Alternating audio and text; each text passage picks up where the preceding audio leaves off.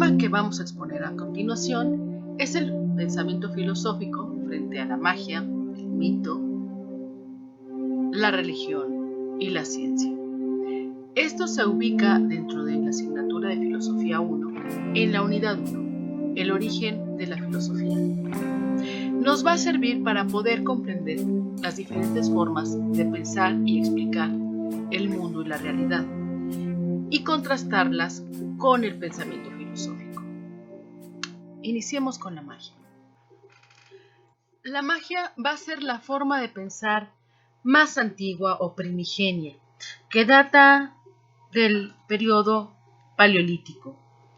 Imaginémonos a los seres humanos teniendo que refugiarse en cuevas para poder protegerse de los depredadores, de otros animales amenazantes, junto con las fuerzas de la naturaleza que, si bien pueden ser generosas porque le brindan el alimento y el espacio en el que habita, también suele manifestarse con una fuerza aterradora porque amenaza su subsistencia.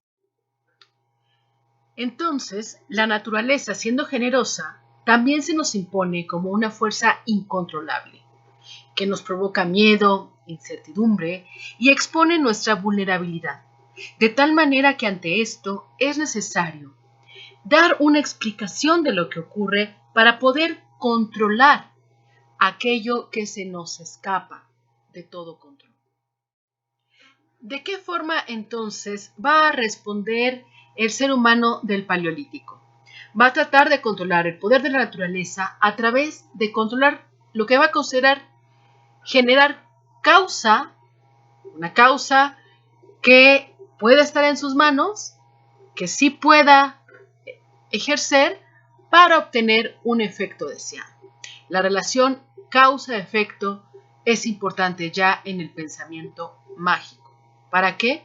Para restablecer un orden deseable en donde haya certeza, donde haya seguridad ante la amenaza siempre latente del medio ambiente.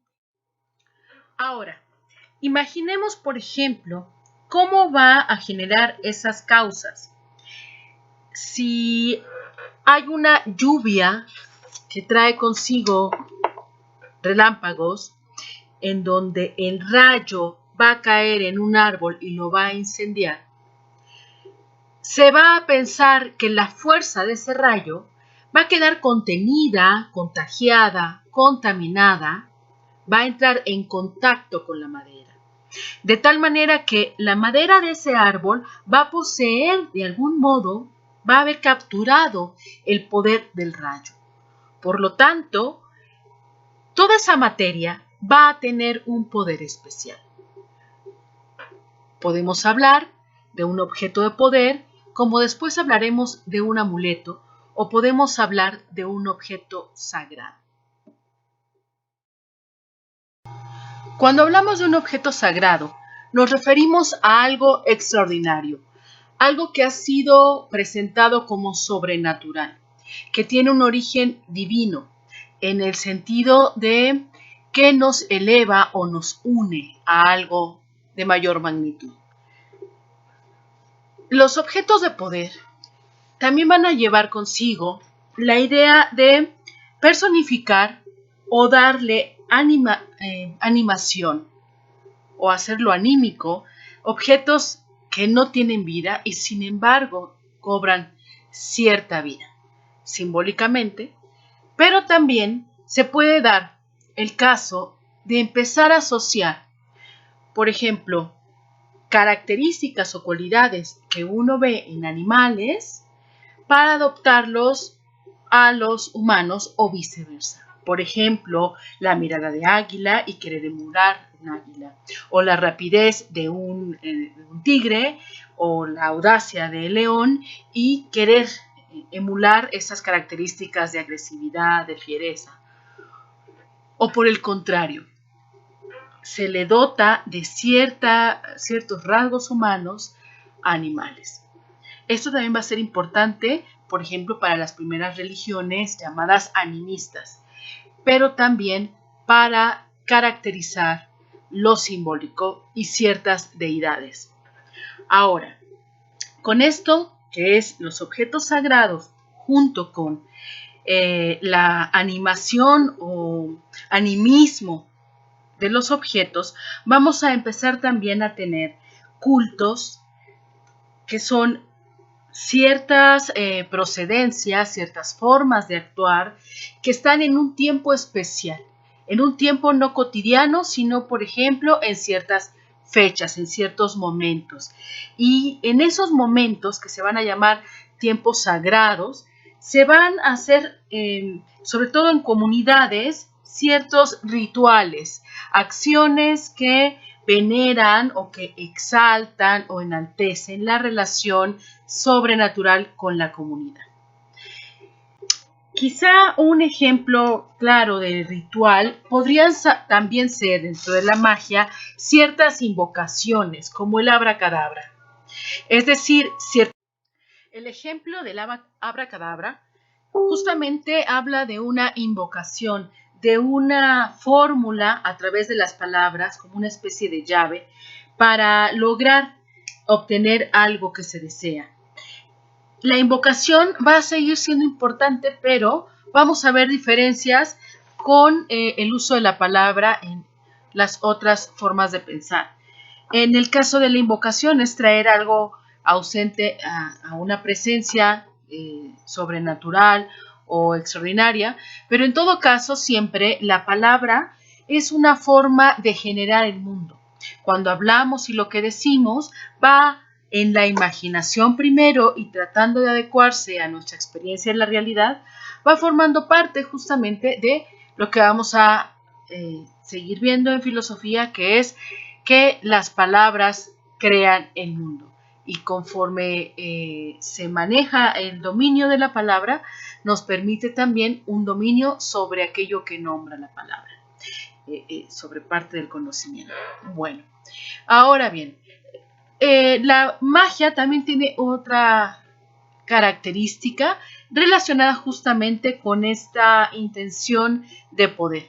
Y tiene que ver con, si yo controlo las causas, entonces voy a tener un efecto, una consecuencia. Si, por ejemplo, tengo una adversidad con la naturaleza, entonces yo genero alguna causa que me ayude a superar dicha adversidad. El ejemplo claro lo tendríamos con el espectáculo de un mago en el que nos enseña un sombrero y nos muestra que dentro del sombrero no hay nada, vamos a llamarle paso A o causa, y después de él hacer la invocación o los pases mágicos o el ritual, en donde después, en un siguiente paso, nos va a mostrar el conejo. Tenemos causa, es el sombrero vacío, y consecuencia, el conejo. Sin embargo, siempre, y esa es la cuestión que nos va a sorprender con la magia, es que desconocemos qué hay entre el paso A y el paso C. Y eso que desconocemos, la magia no le preocupa. No es algo que intente relacionar siempre. Sin embargo, por eso se llama a la magia una especie de protociencia, porque está buscando, al conocer las causas, controlar el efecto o provocar una cierta consecuencia, pero también va a ser una ciencia fallida, porque la relación entre ambos, entre causa y consecuencia, no se siguen. Sin embargo, se va a caer en esta búsqueda de causalidad. Y tomando en cuenta lo que dije antes sobre la similitud o lo que se busca de comparar o de atribuir características, por ejemplo, de animales a humanos o de cosas a deidades o personalidades o cualidades, tenemos entonces otro aspecto de la magia. Este aspecto es considerar que lo que tiene similitud posee el mismo poder o atributo porque tienen características semejantes. A esta relación le vamos a llamar analogía. Podríamos verlo fácilmente en los rituales de fin de año, donde la prenda que uno traiga atrae a lo que se asemeja a ello. Pero en esto lo que encontramos también, pues es cómo vamos metaforizando, es decir, cómo vamos de un objeto pasando a algo que se le parece como si. Bueno, esto es una de las características también de la magia y con esto vamos a recapitular cuáles son las características generales de la magia. Entonces, la magia es una protociencia, puesto que tiene algunos de los objetivos semejantes a lo que tiene la ciencia del día de hoy. Sin embargo, es una ciencia fallida. ¿Por qué? Porque la relación que hace entre hechos en realidad no están relacionados, es arbitrario. Por lo tanto, aunque se pretenda controlar las causas, no se lleva siempre al mismo conclusión o efecto esperado y por lo tanto falla. Si llega a acertar, suele ser más por una especie de casualidad, de chiripada. Bueno, otra característica de la magia es el pensamiento analógico en el cual se hacen similitudes considerando que de esa manera esa relación va a obtener un poder. Otro aspecto que tenía que ver con los objetos sagrados y los tiempos sagrados que van a dar, por ejemplo, como resultado los tótems, figurillas que tienen un valor sagrado, especiales, con poderes sobrenaturales y que son importantes para la comunidad. Y también rituales o aspectos que deben cuidarse para el mantenimiento o recuperación del orden. En caso de que no se haga, entonces vendría la fatalidad, vendría lo indeseado. A esto que es desobedecer o no acatar una restricción se le va a llamar tabú. Estas son características que se van a ir haciendo más complejas también en la religión.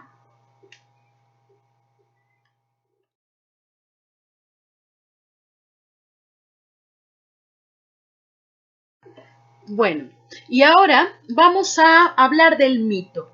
El mito podemos llamarlo a grosso modo una narración extraordinaria, una narración que sintetiza todo un bagaje de información necesaria para un grupo, para una comunidad, y que de manera simbólica, es decir, simple, con elementos básicos, se puede ir narrando o haciendo un relato para simplificar algo que puede ser por suyo más complejo.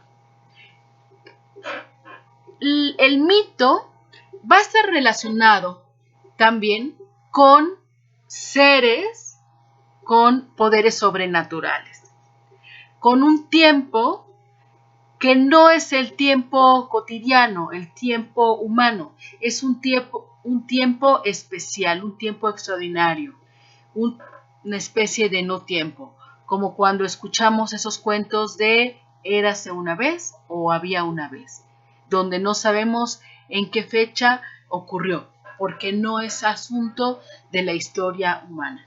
Bueno, los relatos que nos va a dotar el mito también tienen como característica ciertas lecciones que pueden ser morales o ciertas explicaciones que hay sobre la relación del ser humano con el universo, con su comunidad, con la naturaleza, con otros seres humanos o consigo mismo y el tiempo. De tal manera que son las formas en que los seres humanos se empezaron a explicar cosas complejas como los fenómenos de la naturaleza, y el caso o el ejemplo lo tenemos en el mito de Demeter y Perséfone, que ejemplifican un ritual agrícola relacionado justamente con las estaciones, donde podemos considerar que Perséfone es la similitud o por analogía simboliza la primavera. Y así como florece, también pareciera que hay un momento en que las plantas y la vegetación muere. Y este otro momento necesita, por ejemplo, las semillas que vuelvan a caer al inframundo, abajo de la tierra. Y entonces así es como podemos imaginar que Perséfone tiene que ir al inframundo con su esposo Hades, pero que volverá a resurgir, que es en la primavera. Bueno, los mitos también pueden estar acompañados por rituales, es decir, se cuenta una historia y ella acompaña a tiempos especiales en la comunidad, como algunos de los que nosotros tenemos, por ejemplo, historias, relatos que se cuentan en determinadas épocas del año o se empiezan a enunciar en tiempos no cotidianos. Para que quede claro cuál sería un tiempo sagrado, en nuestra semana tenemos días laborales que vendrían siendo los tiempos paganos, los tiempos normales, cotidianos. Y tenemos tiempos sagrados, por ejemplo, el día sagrado para descansar o para salir de esa rutina, y esos son tiempos extraordinarios. Bueno, ahora pensemos en festividades y en tiempos llamados sagrados. Tenemos rituales que acompañan esos tiempos. Una de las prácticas que mundialmente más se celebra es precisamente el fin de año y bienvenida al siguiente. Esto se hace a través de una fiesta en donde la comunidad se reúne para celebrar un cambio colectivo. Bueno, entonces la ritualidad es una característica que se hizo más compleja de la magia al mito y que va a estar presente también en muchas de las festividades, encuentros o formas de cohesionar en la religión. Bueno, por último, vamos a cerrar con el mito enunciando entonces que es un relato con seres sobrenaturales en un tiempo atemporal, con poderes fantásticos, en donde hay una convivencia de lo bueno y lo malo, una especie de pugna entre fuerzas, donde también hay elementos que van a conjuntar. Ahora pasemos a la definición de religión. La religión se entiende como la palabra re-ligare. Ligare, unir, y reunir. Entonces, significa que el ser humano se siente o se presenta como escindido de algo mayor que él, que puede ser el universo, la naturaleza, otros seres humanos, y que lo que busca es volverse a integrar, a ser parte de algo. En esta relación, el ser humano considera aquello supremo una fuerza suprema o un estado superior de su propia subjetividad, y su forma de relacionarnos a través de rituales, que ya hablamos del tiempo sagrado, de estas formas en las que se dan diferentes relaciones con lo que nos rodea y se cohesionan a través de relatos, es decir, el mito, obedecen a una referencia importante que es la cuestión sacra de considerar el tiempo, los objetos y las formas de unión a través de lo extraordinario o sacro. Y todo ello se confabula en elementos que concretan toda la complejidad y que los distingue, como son los símbolos. Lo que se busca al interior de una religión es una experiencia privada, una experiencia personal, aunque estos elementos, como los rituales o los símbolos, pueden compartirse en un grupo de tal manera que esta comunidad puede estar regulada de diferentes formas, ya sea a nivel individual o institucional.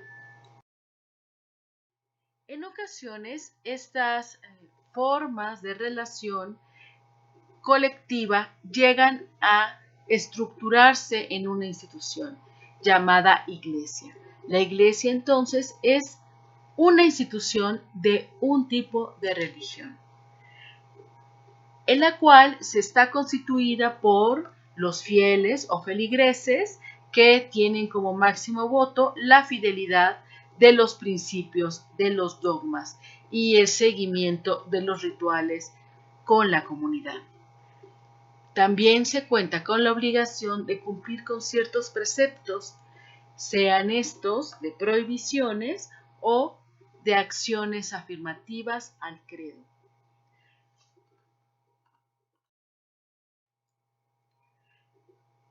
Recapitulando, la religión es una relación del individuo con algo que le sobrepasa, como puede ser el universo, la naturaleza, la comunidad, etc. Se lleva a cabo a través de rituales, por lo regular puede estar institucionalizado a través de una iglesia, donde se obedecen una serie de dogmas, donde se siguen una serie de principios y hay un cierto número de símbolos que unifican a la comunidad. Lo que se dice no es cuestionable, es una fe en la que se basa la unión con el feligrés o el fiel y el grupo al que pertenece. De acuerdo. Ahora vamos al último tipo de pensamiento que analizaremos, que es la ciencia. La ciencia busca conocer las causa-efecto de aquello que observa, de aquello que es motivo de su interés. En esta relación no solamente busca la causalidad, es decir, el por qué, sino también ciertas formas que a partir de ese conocimiento le pueden llevar a tener mayor control sobre lo que observa, sobre lo que conoce. Busca establecer un orden a partir de pasos verificables que nos lleven a resultados comprobables, a resultados seguros. Es decir, lleva un método que no se basa en la fe, sino en la verdad. Por eso siempre está sujeto a prueba y es sometido a cuestionamientos. Solamente si logra establecer conclusiones o resultados comprobables, podemos hablar de cierto método efectivo.